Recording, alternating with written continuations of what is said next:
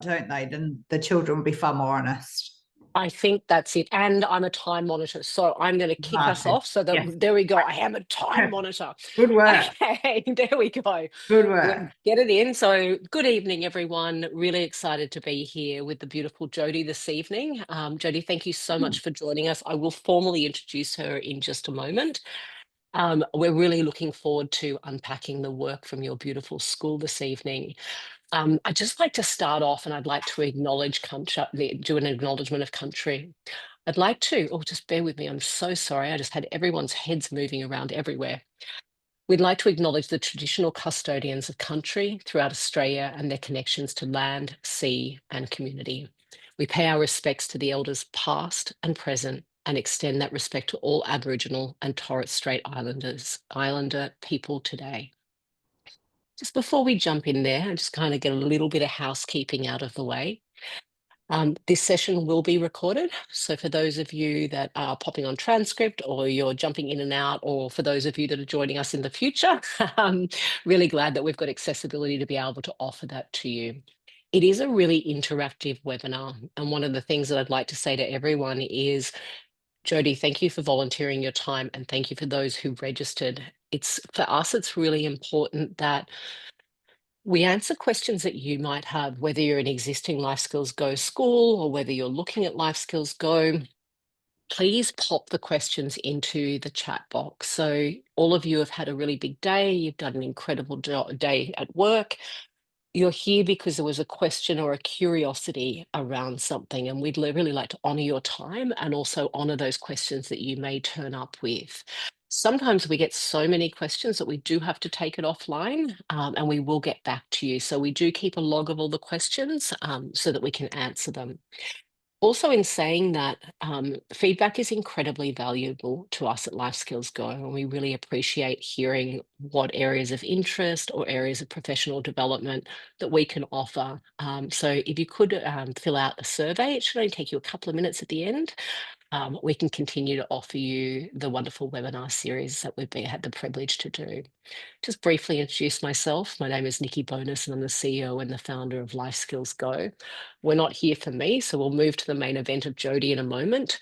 But I'd say that I was thinking about it today and someone asked me, if you summed up what you do, what would it be? And I think as a one sentence, Life Skills Go exists to ensure that no child falls through the gaps. And I think that's I'm going to leave it there. And I'm going to move over to our main event, which is the beautiful Jodie Holt from Stockton. I really don't like reading people's bios. So what I might do while people are able to have a look at your bio up on the screen, I would love to hear from you, Jodie. Education is, it's not an easy environment to be in, and you've turned up and you've worked in it for a really long time. What gets you out of bed in the morning and keeps you consistently turning up to do the incredible job you do every day? Oh, Nikki, you threw the big one straight away. They might have come at the end. Boom! It's not easy to write your own bio either. I had a little trouble with that myself. Yeah. Getting up and making a difference. And I know a lot of educators will say to you, I'm there to make a difference. I'm there for every child. But I have been in education a long time. I've been in a variety of settings. I've been in a variety of roles from teacher through to now a principal of a primary school. It really is about that, the one child you can make a difference to. And if it's one today, it might be the same one for a couple of days. It might be another one, in a week's time. And I think I always say to the staff, look for the gold. You're making me upset already, gosh. Look for those moments of gold. So, you're looking for those little bits that you go, that was the win for today. So I'm telling a story at the moment of a little girl I've got at my school who's having a really challenging time coming to school, but we're making a really great, she drops into my office every morning and we have a big celebration that she's at school. It doesn't matter what time of the day it is. We celebrate that she's there and we check the temperature because she's struggling with putting on jumpers. Let me pop a jumper on because it's freezing. And just that little moment of connection. And I can talk about all the really difficult things in the job, but those moments are the things that you go, well, if I'm not there, she's going to question where I am. So I think for me, it's those moments. It's the children in the school that, you know, yell out to me as I walk through. I'm a big believer in going to classrooms. I would like to say nearly every day of the week. I don't make it every, but I know if I miss a day, the kids are like, where were you? So it's about those sorts of things that they make. That's why I go. That's why I show up regardless. And I think that's for the students. And I believe that's also for the staff. I think it's fairly similar for the staff. I hope that it's those connections that we make with people. It's interesting. I think, well, I don't think I know, you know, you're talking about this beautiful little young person turning up and kind of high-fiving and celebrating turning up to school. And what we do know from new sciences and from neuroscience is, you know, young people can't learn from us if they Yes. don't trust us. They Yeah. also, if they have no connection, they won't learn either. And if they're dysregulated, they won't learn. And that sheer act, I had that image of that beautiful young girl in your office in the morning smiling, like, yeah, I'm here and she's celebrating me. Yeah. And there's trust and there's connection. And that sort of leads us in beautifully to, I'd love to hear a little bit more about your context of your school and what it's made up of and sort of the demographic. Yeah, so I have well, I've got a preschool to year 6 primary school. So I'm very fortunate. New South Wales has 100 preschools currently across the state, and I have one of them in my school. So I'm very lucky. It's a great transition to school program for our littlest people, in fact, our 4-year-olds. So it's a P to 6 school. We've got about 300 children. We have a very working class community, and I talk about that a lot. I've always had 2 observations. I've been in my school for 7 years. And when people say to me, oh, what's the school like? There's 2 observations that really clearly kind of define it for me. And I always say there is always a bike or a scooter in the yard. It doesn't matter. It could be rain, hail, snow, sleet. It doesn't matter. Somebody has had to ride to school. And I think that's the demographic, Nikki. They are a working class community. Someone's had to go to work that day and said, you know, I'm out of here. You've got to get yourself to school. And that's just how it goes. We don't have the community who want to drive everybody to the doorstep. And I've worked in stores similar to that. But the fact that there's always a bike every single day of the week, there is a bike or a scooter or some sort of transport in the school. It's a real working class community. So the parents have had to go to work and the children have got to get themselves to school. And I really respect that. The community in the afternoons are out on bikes and scooters as you leave school. So perhaps old school in a way in the community, which I really enjoy as well. And the other reflection I have is and I've been in education quite some time, they're the most polite children I've come across, and that's community. Wow. So they're very much, I'll walk through the school, everyone's like, how are you? I've been in schools before where they ignore you. I'm a big like, good morning. And I've been in schools where they kind of grunt and I'll stop them, and eventually they give in and say good morning to me because they know I'll stop them. But in Stockton, they all say good morning. They will say good morning to other people. They will ask me how my day is. They will hold doors for people. They will say thank you as I leave. Yeah, and that's community. It's certainly encouraged in the school, but you know, that comes from home. That's a home thing. So, and I love those 2 things about my community. They're the stories I've told since my first year there, and it hasn't changed. They're both still very strong descriptors of my school. You wouldn't have been able to see me, but I was sitting here smiling, like hearing you talk about how proud you are of your community, like it shines through the screen. And I just want to say thank you. It's contagious. It's Absolutely. really contagious, and your passion for what you're doing. So I suppose, you know, one of the things that we identified at Life Skills Go was the traditional methods, although they give relevant data, you know, if we look at attendance and we look at behavior and we look at teachers' observation and occasional anonymous surveys, yet we noticed a really big gap in, you know, the world is a lot more complex today and our young people need timely interventions.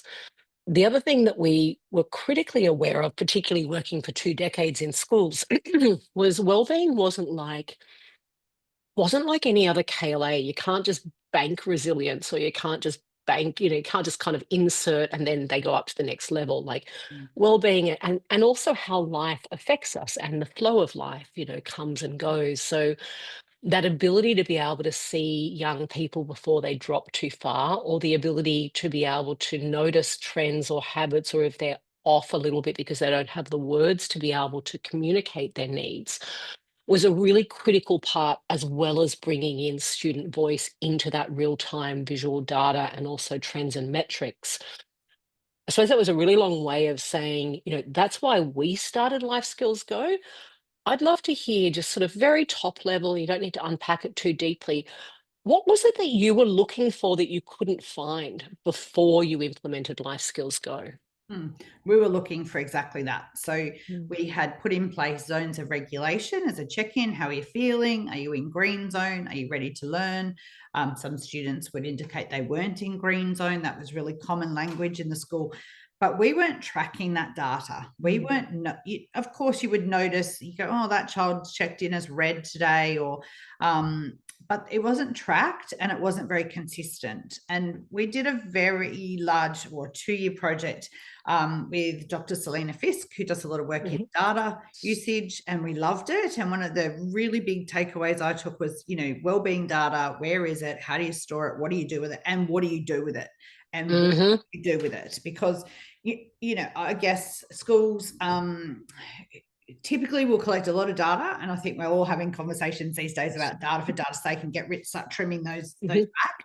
But I think for me, wellbeing data was a bit like, well, if we collect it, you must do something about it. And Selena tells some pretty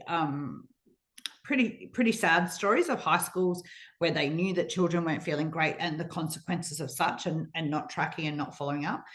So that really stuck in my mind. If we were to take this wellbeing data, then what are we going to do with it? How are we going to track it? I think the other thing for me, Nikki, is wellbeing data was always under the guise of the negative incidents logs, ABL. So I started in a school that logged major, minor, and moderate incidents. And I was like, huh? What? Like, to me, if it's an incident, I don't really know the difference between a minor and moderate and maybe a minor and a major. I didn't know where the moderate incidents, but and they were tracking that data and they were analyzing that data. Great, but where's the positive side of that? And I sort of came to the school with a bit of, we need some joy and we need some celebration. But I think for me, wellbeing is around, one, knowing your students was part of the teaching standards, but having a way of monitoring that and really knowing when something is off, or knowing when something might be happening in that little person's home life. As you said, that I think the age of my children at school, they're not going to say something's happening at home.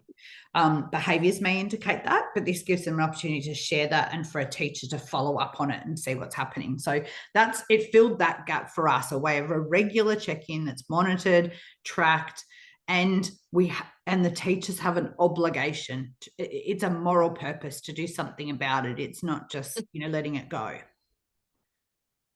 I don't think I've smiled this much in a webinar for a while. Oh, We're having all the emotions. We're kind of going on a yeah. roller coaster together, or we've only been here for 15 minutes. Hold on, guys. There's more coming. And I think that leans into, I've got to stop saying I think, it's Thursday. Like, it's not even the end of term. But I feel a little bit like a little old woman who's been flying the flag for wellbeing and social emotional learning for decades now. And I think there is still work to be done around understanding behavior, and behavior is just a call for attention or help, or a way to express themselves in manners that they haven't yet got the tools for. And so when I hear that, I think, there is this wonderful shift we're still yet to have. And I don't want a blanket statement, because there's brilliant schools and there's brilliant educators, but it is an education because it's new sciences. And, how do we lift the lid and look under the hood of a behavior and really see it for what it is, which is what's missing here? Like, we as the big people in the world, we as the adults in the world, how do we get under that? And I think that's, just leading into data for action, and that, it is a moral responsibility, because we are the adults. They don't have the words, they don't have the language. And even down to the emotional literacy of our young people and reframing, like anger might look really scary in a home. It might not look like something that I'm okay, but anger itself is a really great emotion. We're all human, we experience them, Yeah. but we get ways to reframe them constantly. But I'm just going to bring myself back on track. And no, particularly, if you could talk to us a little bit about how you introduced, I think you and I just before the webinar, we were talking about, the education system and our beautiful teachers are often flung so many things and they're, I often think, how do we introduce something? And we get asked this a lot, but I'd love to hear it from your voice. Introducing it to your teachers, introducing it to your executive team, and then bringing everyone along for the journey. I'd love to hear how you did that. Yeah, I think one of our big selling points was the fact it was a seamless integration with School Bites. That made it really simple. It wasn't an extra. We were taking the roles on School Bites. The classes all put up the press your photo or press your balloon or whatever the little icon is to say you're here today. So attendance was being done. It's just the next step of that. So for me, it was, I'm not really asking them to do something extra. I'm actually giving them the tools to do something that they probably were trying to do themselves in monitoring well-being or checking on that child that they knew might have been having difficulties. So I guess in a way I framed it that I was supplying a tool for them, which lucky you, here's a tool from me. And sometimes you've got to work with your teachers and sometimes you've got to find those. I always talk to the executive staff about the push and the pull. So if I want to ask them to do something, where's the pull back from me? So the push was, we really want to track this data and we really want to put this in place. Yes, it's going to seem like a bit of extra work, but I'm giving the tool to do that, and it's not extra. I'm not asking you to take out. We have, timetables are jammed. We know that. And to ask teachers, perhaps take another 10 minutes might be like, what do I get rid of here? But instead it was like, it's just part of what we do in the mornings. And I think it also gave some structure to some teachers who were having morning circles or those kind of chats with kids.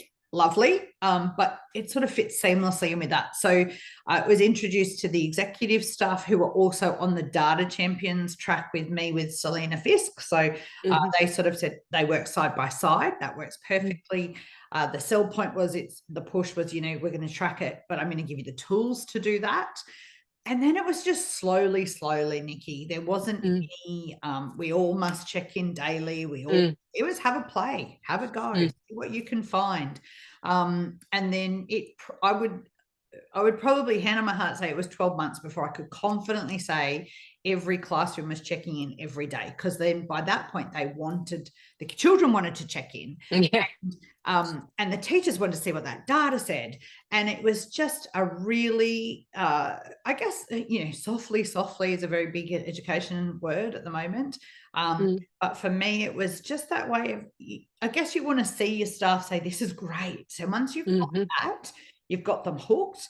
I remember early days of my leadership I went to a leadership masterclass. It was leave the outliers out, leave them away, let them go. Sometimes we try really hard with those people are going to block you. Leave them go, because they'll come in eventually when everybody's talking about it. So I lead like that in my school, and this was no different. I guess it was like, go with the goers. Let's find the people who are really keen on this and really amp that up. And it was just piece by piece. So we just really started with the children checking in with the emotions.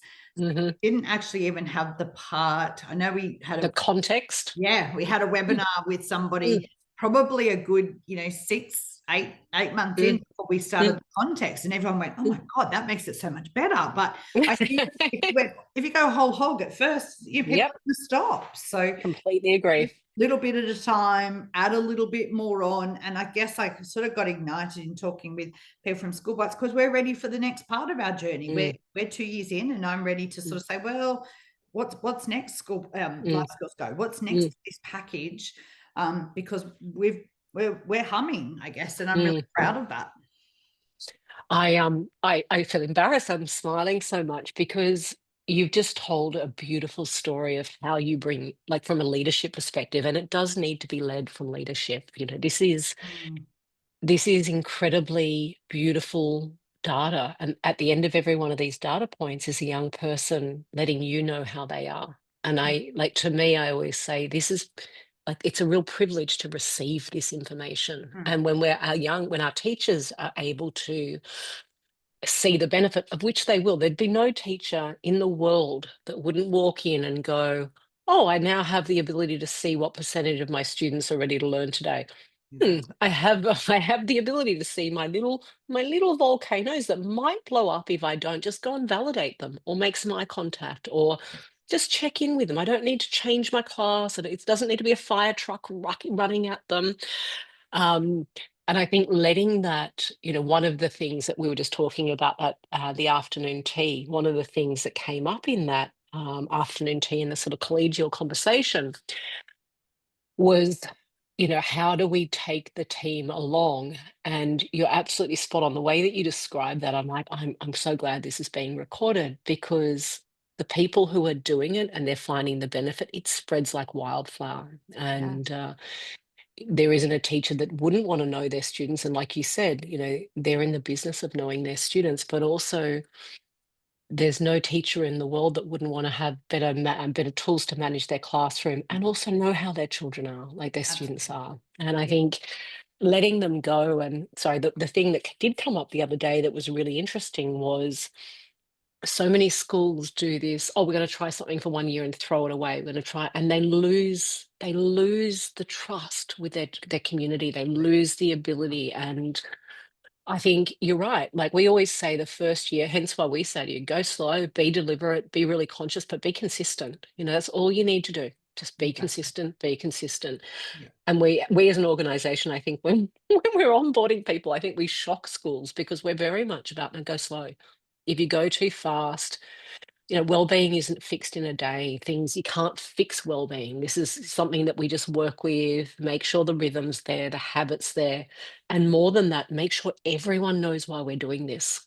Because Yes. once you've got that, like you said, the little people, I mean, they're instantly there with it. They're like, you didn't do your check-in today, and they will Yeah. hound you down Yep. because they want to be seen, they want to be known, and they want to be heard. Yeah. And this gives you that incredible tool to do it. Sorry, you've just made me reflect on so many conversations Very I've had good. this week. I'm like, I should have taken you in my back pocket. Next time when I'm in Newcastle, that's it. You're coming with me. Absolutely. I'm going to throw you in my back pocket. Mm. I'd love to hear you know, I'd love to hear. I think it's really valuable when are there stories or a story that you can share with us of something that's been identified that you wouldn't have known if you weren't using Life Skills Go for a young person, that you could intervene in a timely manner?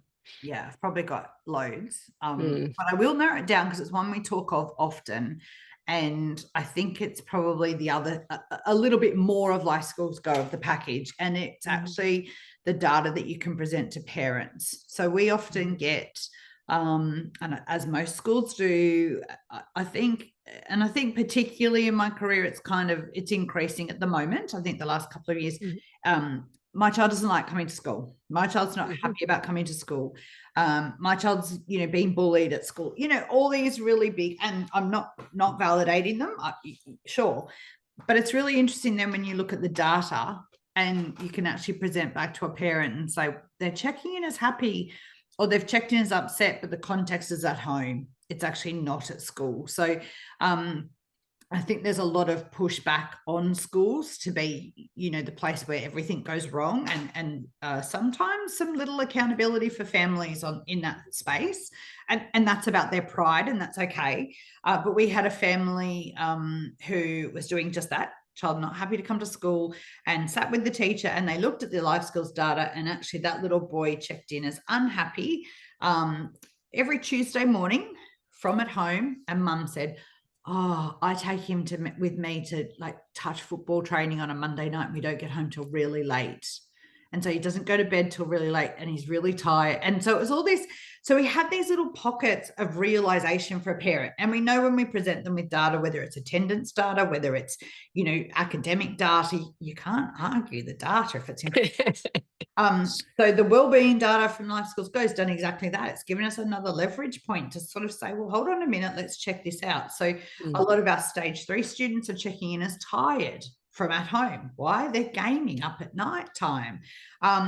it's not, oh, they're bored, or that, Mm, they're not enjoying school, or they're saying they hate being there. They hate being there because they're tired, because they've been up gaming. And the children won't lie about that. They're the ones mm, giving us that data. So there's many stories like that where we've been able just to present back and unpack that with the parent then, and sort of say, well, what strategies can we put in place? Or if it is that and identify it is at school, then okay, what's happening for them, and how can we work with that and make plans to work that out together. So I think for me, it certainly was the package we needed to work with parents, because as I said, we weren't tracking wellbeing data. We were tracking all the negative incidents, but that's not what you're going to present with a parent who says, my child's not happy to come to school. This gives us another leverage point with data to say, yeah, but hold on, they've checked in 5 days, for the last week or 2 weeks, or this term is happy and ready to learn. We're a little confused here. What's different? Or and be able to have that chat with the child at some points and say, hey, mum and dad are saying you're not happy to come to school, and you're saying you have, where's this point here? So I've loved that about it. And I've loved the empowerment that gives my teachers, because that comes back to them. I was just thinking exactly as you were saying that, and we hear this time and time again, because often, I'm a very big advocate for, partnerships with our families. And I think that's why we spend a lot of time on, making sure those reports are so visual. So when Yes. you sit down, you can't deny it. Yes. Because often I think, and I'll just lean into the stage 3 feedback. I'll use a real example. There was this interesting example happening in this school, and a principal was telling me that there was a cohort of students that were continuously tired every single day. Mm. And they'd been watching this group, and they realized they were all friends across the stage. And so they met with them, and they're like, what's happening? And one of them said, one of them was one of them blew the lid, and he said, oh, we're actually getting up and we're gaming, like we're gaming at night. And they brought these families in to have a conversation with them. The families had absolutely no idea, like Yeah. no idea at all. These Yeah. little kids were up for literally all night doing, jumping online. The parents were probably asleep thinking they're getting the kids up in the morning. And I use that as a light example too, because it is the partnership. It changes the communication when we go, this is what your young person's been saying. How can we work together to find out what's happening? Versus, as you said, we've worked with teachers and executives for a long time. How do we have those difficult conversations sometimes where it feels like we're telling the family something that their child's telling us, and it's like we're triangulated in this messy mosh pit of, we're trying, and then they're defensive. And it's a wonderful, data doesn't lie. This is, Mm. this is something to begin to bring in. Mm.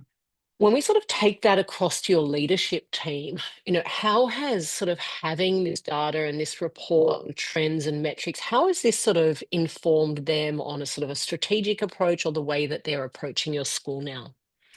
I think this is probably our next step, Nikki. I Mm, really think we're not doing such a great job at this. I think we've worked mm, really hard for 2 years on it, in classrooms, in teachers feeling empowered to share that with parents. mm, We've made sure that Life Skills Go data is now, we have student-led conferences twice a year, and that is part of our children's little PowerPoints they make to show their mm, parents. Part of that is, how is their life skills data tracking. So I think we've kind of grown that space, and mm. as we said before, slowly, drip feed here, drip feed there, checking with teachers who weren't checking regularly, what have you.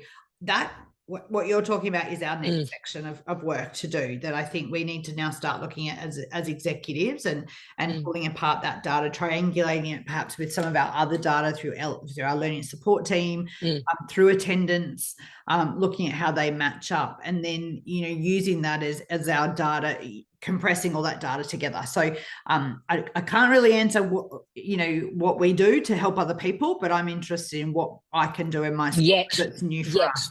Yeah, And I think power of yet, absolutely. that I get really excited, because there's a lot of schools in your network that's exactly where they're at. So we Yeah, are going to be working with you, because right. it is now, I think, the number one thing we say is, get the habit started, and you've done that. And Yes. then it's there are ways to build custom reports so that you do get your triangulated Yes. reports of your, behavior, your attendance. You've got all your reporting done for your HISLOs. It lifts all of this for you. And you're just going to be like, no, it does Yes, it for us. It's like, exactly. I yes, can't wait now. you don't even need to do that yourself. And I think Yeah. this is where it gets really exciting. And an example of that was one of the schools I was using, a school in your network, because I thought it was such a beautiful example. When they print off their stage reports and they download them from School Bites every fortnight, they take the top 4 students that might have been in they've got a number, those that have Mm. been in an emotional overload for X amount of that fortnight. And they're the ones that get referred to learning support. And then because there's a continuous improvement that they can review, that it's kind of how they brought other teachers along that weren't checking in, that were going, Yeah. but I've got someone in my class, and they're like, well, you have to get checking in, because if you don't get Yes. checking in, we don't have the data.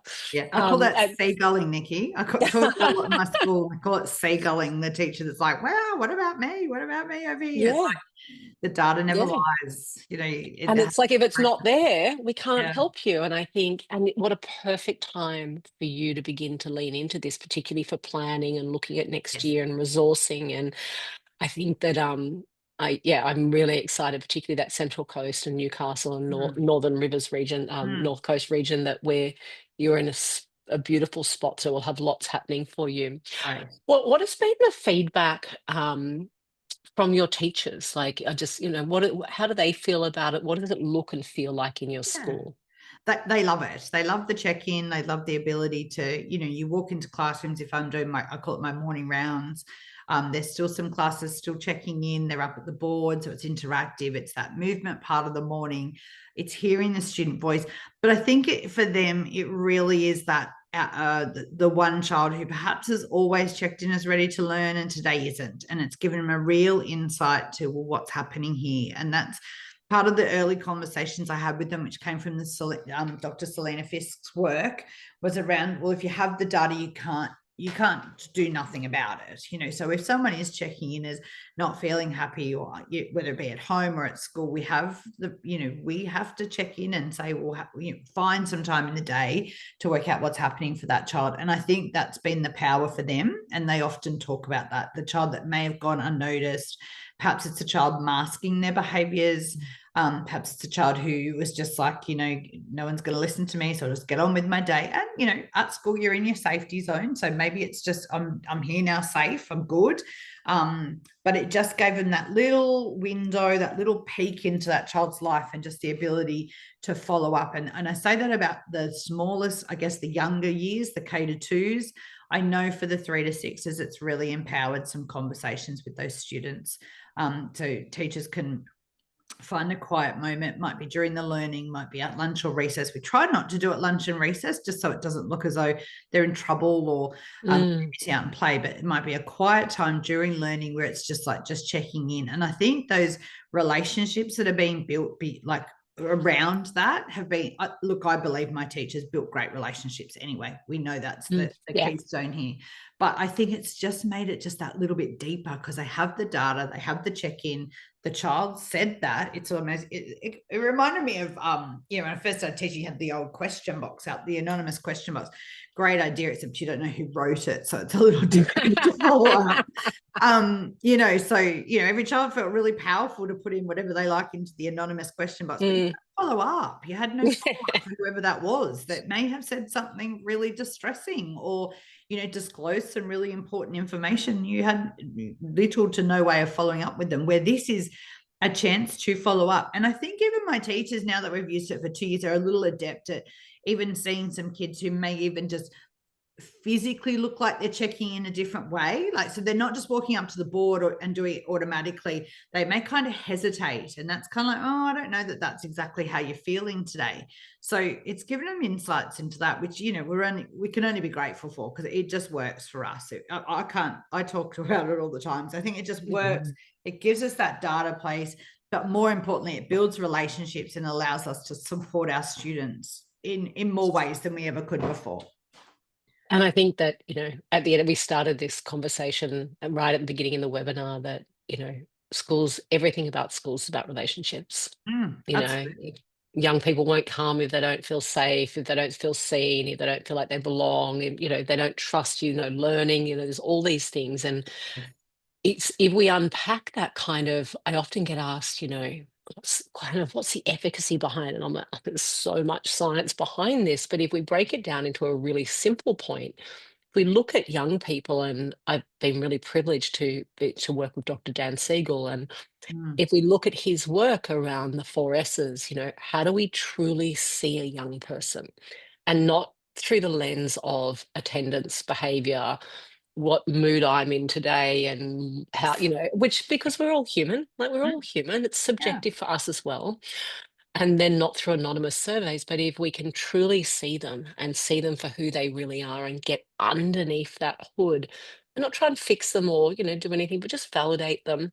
Mm, Not only do they begin to feel safe, they then begin to feel secure, but they learn to self-soothe. And there's all this, I do smile, and it's not a condescending smile, but it's more of a, if we could, if the one thing that we could bring in was connection, in the mm, first 20 minutes of every day was just mm, purely about connection, mm, movement, and just a little bit of fun, mm. like, we'd begin to see a lot of change happening. Yeah. And the sheer act of doing that check-in, schools are often quite, I'll often say to my team, we're amazed that the young people will hound us down if we've forgotten it, or if Mm, we've got a casual teacher, the first thing they'll hear is, so and so didn't do our check-in this morning. But they forget that that's part of their development, that they yes. do want to be seen, that they do want to be validated. And it's really critical for them, and Absolutely. you went back to the teaching standards, but we also, there's a big push for social emotional learning. She says, giggling after 2 years of delivering it. But, the research shows that these are the critical skills that are developing those whole child skills to move forward. And it can be done Yes. in under a couple of minutes a day. And Yeah. one of the things that I really love that your team has fully embraced is that they're genuinely interested. It's, they don't have to do anything, but they're able to see their classroom, the climate of their classroom. And I think it was very telling around the body language you were talking about. So they're very attuned to their Mm, young people. mm. And I just felt great. So I just felt extremely grateful They listening to should. all of that. You should be very proud because I mean the work that it does for us is just and you hear those words of validation. I think they're so important for our young. We talk student voice all the time, but and I think most schools are looking for new ways of doing student voice, and it's not about what do you want to do for reward day. It's about Mm-mm, actual authentic student voice, and I think this is a perfect avenue for that and to validate. I think also it's the reciprocation of that as well, that they can feel validated in their own emotions. So when I talk zones of regulation with a lot of students, by the time they get to me, when it comes down to behavior, I will say to students, I can tell you were in red zone when that happened. And I said, I mm, can tell you now, I'm in red zone too, that you've done that. But mm, I'm handling it a different way. So it validates the feelings. And as you said, we all have bad days. It's okay to say I mm, had a bad day. It's how you manage it. And mm, I think that through Life Skills Go, we're giving them another avenue to validate their own feelings. I'm having a bad day. I'm not feeling myself. I'm feeling tired. 3 in a row. Oh, yeah, because I did stay up late. Well, maybe we need to change that through a conversation. mm, So I think it allows us to validate it as the adults in the room, but I think it also allows the children to validate their own feelings and to say, it's okay to say, I'm not having a great time. Or, you know what, I need some help here. Some things at home are really, going down, or things have changed, or, a lot of kids can't come forward and don't feel like they mhm, have a voice or know how to say, hey, this has happened at home and it's really upset me. But this gives them an avenue when they feel safe and secure with the teacher to say, yeah, I'm not feeling my best. And then the avenue to have a conversation about it and a follow-up. So I think that validation is really important in a two-way for both teachers with children's feelings, but children with their own. I think it's really important. And I think that leads into, one of the, when we first started, a lot of schools used to ask us, they'd be like, what do we do when someone's really angry? And our response, sort of the evidence base was just validate them, sit with Yeah, them, say, hey, I notice you're really angry. What do you think you need right now? yeah, And they, yeah. you don't have to fix it, you don't have to change it, but we're also I say it's not come back to my poor husband. I swear he feels so embarrassed about me sharing this all the time, but it's not like the explicit teaching of emotions is not going to happen just once. My husband's still learning to identify his emotions. But it's true, like we all are, and there's nuances, but that ability to feel safe, to Yes. know that it's okay for me to experience, oh, I notice I'm experiencing some anger now, but I'm not going to throw something, or I'm not going to do something that's detrimental to someone else. Or, what are those, what even just that, we go back to name it to tame it. You can see when we validate them, they instantly go, oh, okay. And then it shifts to something else, Yeah. and it shifts to something else. Yeah. And it's that bottling. And I think therein lies the reason it's not really about a young person having an off morning. But for us as adults, it's really important to get those trends that come into your dashboards every day of, this young person, this is unusual, and it's happening on these dates. So we see it because therein lies an intervention, or therein lies a referral. Because if it's happening continuously, there Mm. needs to be something happening. Or if I'm anxious because of something, or I'm Mm. distressed because of something, Yes. then we can begin to get in there for these little people. That's part of our job.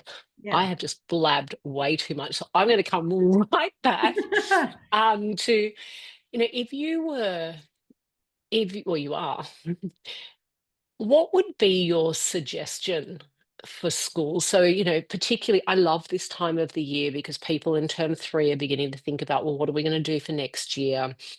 How are we going to implement it? So we've always had that ability, and I think you did it the first year that you did it, like use it for term four, come in term three, term four, just use it. You're going to subscribe for 2026. We'll begin to train you and onboard you now, and begin to, just begin to feel into it so you're not hitting 2026 overwhelmed. Mm.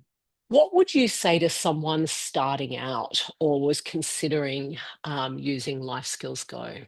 Um, I, I think part of it you said before, if you're going, you go for a couple of years, and we were committed for 3 straight up. I was actually trying to get a 3-year commitment from your side to say, hey, sign me in Mm, for 3 years and I'll pay now. mm, Because I'm a big believer mm, in, you need to stay true to the path. mhm, I often talk to my executive about, we don't jump out of the plane when it doesn't feel like it's working. We're the people that say we all stay in the plane and we keep flying for a little bit longer. mhm, So I think it's about, hanging your hat on it for 3 years and saying, yep, there are going to be points where people are going to find this really challenging. They're going to talk mm, about, I can't fit this in. It's another thing for me to do. But I think, and I heard I've always said, leave the outliers, let them be, mm. just go. And I was at an explicit teaching conference earlier this year, and the principal of Stockton Public School said, go with the goers. And it's become, I'm going to get a tattoo, I think, because it's great. Yeah. Go probably on my forehead, that is, but go with the goers. Like, find the people who are interested, find the people who are keen, and people know those people in their stuff. Yeah. You may find a very surprising staff member pop up with an interest, and that's great. But you will know your people that you can lean on to be the trial, and get them to trial it, Mm, talk about it, show it in a staff meeting, and go with the goers. Because what you will find is people very slowly come along. The children in that class will talk about it. Bear in mind, those children are probably going to go to if they're going to trial it term 4, they're going to go to a new teacher next year and be going, hang on a minute, where did that go? I did that with Miss Holt, and now you're not doing it. So they may bring you along. But I think for me, it was a very slowly approach, as I said before. And I think someone new coming on board, if they could replicate that, find those interests. We all know the staff members who will, jump at everything that some mad hatter idea that we've got. Go with those people, get them to dive a bit deeper into it, have deeper conversations with them about, well, what did they notice? Where do they see the power in this? Do they see it's something we can roll out? Can you get a stage on board? Can you just do it slowly? Because I think eventually it's infectious. Everybody wanted to be a part of it. Everybody wanted to check their children, because the kids want to check in. The children want Yeah, I know. exactly. They wanted to be valid. And I think the other thing from a leadership point of view, which I didn't say before, is around the sense of belonging. And that comes from that validation. I think when the students feel validated in their feelings, and it's old words from the Department of Education, was known, valued, and cared for, with the 3 words thrown around for a very long time. I still think we're throwing them around because they're ageless. but I think to me they're the key as well. Like Mhm. it's the children will feel known, valued, and cared for because they're checking in and someone's checking up on them, particularly if they're having a bad day. But also that then brings in that sense of belonging, that they know that Mhm. some adult cares for them in the school. And I mean, I remember many moons ago when I started teaching, who are the 5 teachers you can trust. It just fits things that, whilst it might have been old pedagogy or old lessons or old units of work, they're timeless. They're age. Mhm. They still hold true. We still need children to be able to name 5 teachers they can trust if something's going wrong. And Life Skills Go lets you grow that. So, for instance, I think of our new teachers coming into a well-established staff. How do they make their mark? Well, Life Skills Go makes it so that, they can learn, get to know those children at that level. And those children are saying, oh, my teacher really knows me. And it's a sense of belonging. And I've always said, when we used to do the old tell them from me surveys, sense of belong. I know. Goodness. Anyways, they've gone, thankfully. I don't know if the new ones replace it any better. We haven't looked at the data of that yet, but we'll see. But it was always a sense of belonging. Like, how are we measuring that in a survey, for one? And two, if you're getting poor results in a sense of belonging, how are you going to fix it? Because there's nothing there. There was no, well, if it's low, you could do these things, but this grows it naturally. And I think in turn, you do see those children feeling as though they belong more because people are checking in on them. People are noticing them. People are validating their feelings. They're validating theirs. They can say they're having a hard time at home and someone will follow up. It's really powerful in a very, I very subtle, everyday, business as usual kind of way.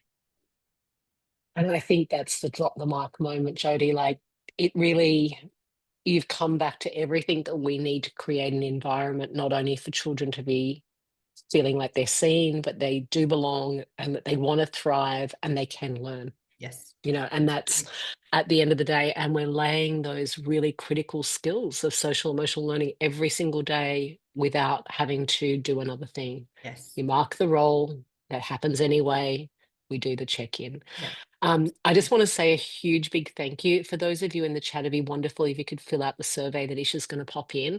Jodie, I feel a little bit guilty. I've had so much fun and I feel like I've caught up with an long lost friend.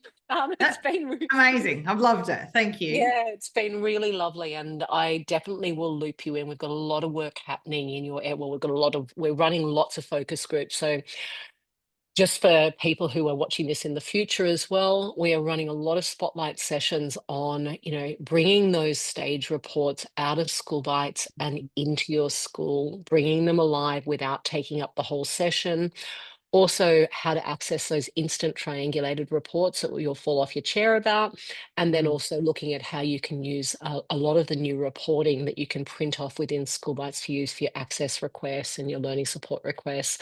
And also your HISLOs and your team around the school too. So it's all done for you. And we look forward to wrapping that next level of support around you. And congratulations on the work you've done. And I just want to say that I actually felt a little bit tired when I got onto this webinar this evening. And it's funny how someone's passion and attention and focus can really lift and change our energy. And I think that no wonder you've been doing what you've been doing for a really long time, and the amazing leadership that you've shown this evening. So thank you. Thank you. Very kind. Thank you. No, I really mean it. I feel like, I've got to start my day now. Thank you. I look forward to meeting you in person. Absolutely. Absolutely. Okay. Thank you so much. Take care. Thanks. Thank you. You too. Bye-bye. Bye.